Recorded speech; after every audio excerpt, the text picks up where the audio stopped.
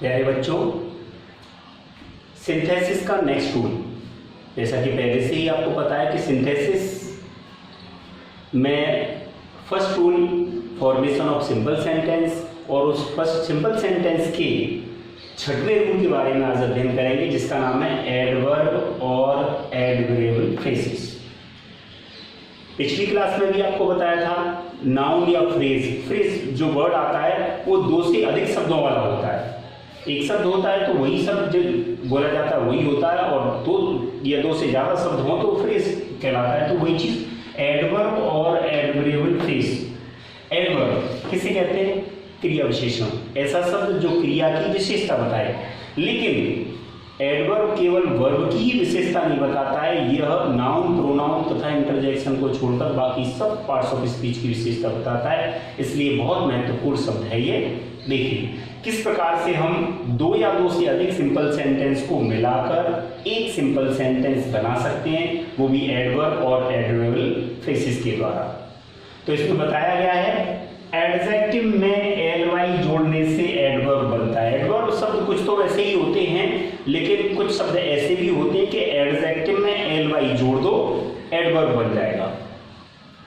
तो एडजेक्टिव में एलवाई जोड़ने से एडवर्ब बनता है जब एक सेंटेंस के कुछ शब्द मिलकर, अगर एक ही शब्द हो तो एडवर्ब बन गया, लेकिन एक सेंटेंस के कुछ शब्द मिलकर एडवर्ब का कार्य करते हैं तो उसे एडवर्बियल फ्रेजेस कहते हैं। एक शब्द है तो एडवर्ब है, और एक से ज्यादा शब्द है तो एडवर्बियल फ्रेजेस। देखिए कब कौन सी कंडीशन में हम दो सिंपल सेंटेंस को जोड़ते हैं, तो इसमें लिखा है इस विधि का प्रयोग जब किया जाता है तब दोनों वाक्यों में से कोई एक वाक्य, दो वाक्य या दो से अधिक वाक्य दे रखेंगे, और उसमें से कोई एक वाक्य दूसरे वाक्य की मेन वर्ब यानी मुख्य क्रिया की विशेषता बताता हो, विशेषता प्रकट करता हो, तब हम इस नियम का प्रयोग करते हैं, इस रूल का प्रयोग करते हैं। उसे एडवर्ब या एडवर्बियल फ्रेजेस में बदलकर वाक्यों को जोड़कर इस प्रकार से लिखते हैं। किस प्रकार से? ध्यान देना। He went to college, वह कॉलेज गया। He was punctual, वह नियमित था, समय का पाबंद था। तो इसमें कोई ऐसा शब्द होगा दोनों सेंटेंस में जो दूसरे वाक्य की मेन वर्ब की विशेषता बता रहा हो। तो विशेषता बताने वाला शब्द है यहाँ पंचुअल। पंचुअल का मतलब होता है नियमित या समय का पाबंद होना। He went to college, वह कॉलेज गया। He was punctual, वह समय का पाबंद था या नियमित था। यहां दूसरे वाक्य का पंचुअल शब्द पहले वाक्य की मुख्य क्रिया वेंट की विशेषता बताता है। पहले सेंटेंस में वर्ब क्या है? वेंट। तो इसको क्वालिफाई कर रहा है, ये इसकी विशेषता बता रहा है पंचुअल शब्द।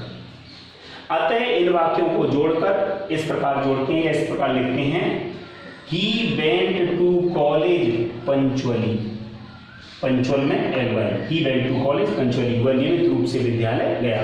दो सिंपल सेंटेंस जोड़कर एक सिंपल सेंटेंस बन गया। तो इस प्रकार से बड़ी आसानी से एडवर्ब और एडवर्बियल फ्रेजेस से हम दो सिंपल सेंटेंस को जोड़कर एक सिंपल सेंटेंस में बदल सकते हैं। और देखिए द सन सेट, सूरज छिपा। The boys did not complete the work, लड़कों ने काम पूरा नहीं किया। कब तक नहीं किया? सूरज के छिपने तक। तो देखिए दो सेंटेंस दे रखे हैं, द सन सेट, एक तो सूरज छिपा, लड़कों ने कार्य पूरा नहीं किया। यहाँ दूसरा वाक्य पहले वाक्य की क्रिया सेट की व्याख्या कर रहा है।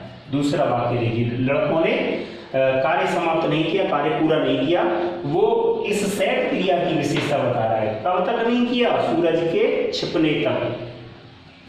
इसको एडवर्बियल फ्रेजेस, क्योंकि इसमें दो या दो से अधिक वर्ड यूज किए जाएंगे, इसलिए इस वाले रूल से है। तो इसमें एडवर्ब फ्रेजेस बाय सनसेट, एक दो तीन शब्दों को मिलाकर ये पूरा फ्रेज बना है, इसलिए हम इसे एडवर्बियल फ्रेजेस कहेंगे। में बदलकर इस प्रकार से लिखते हैं, देखिए the boys did not complete the work by the sunset, लड़कों ने सूरज के छिपने तक कार्य समाप्त नहीं किया। कब तक? सूर्य के छिपने तक। तो कार्य समाप्त न करने की क्या व्याख्या रही कि कि सूरज छिप गया लेकिन कार्य समाप्त नहीं हुआ। और देखिए other example, Modi is the best leader of world. Modi संसार का सबसे महान नेता है। There is no doubt in it. इसमें कोई संदेह नहीं है।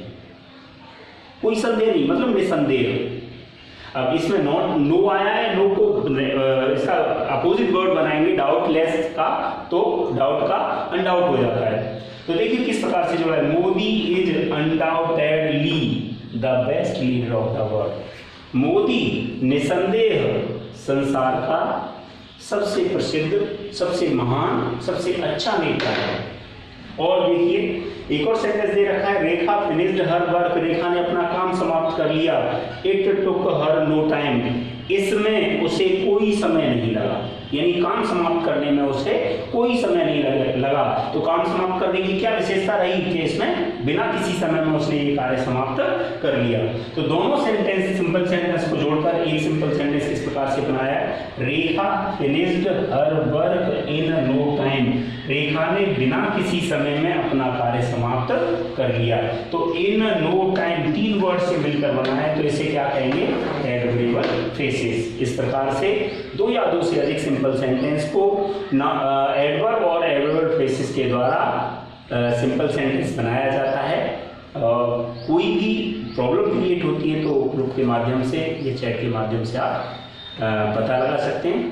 तब तक के लिए गुड बाय।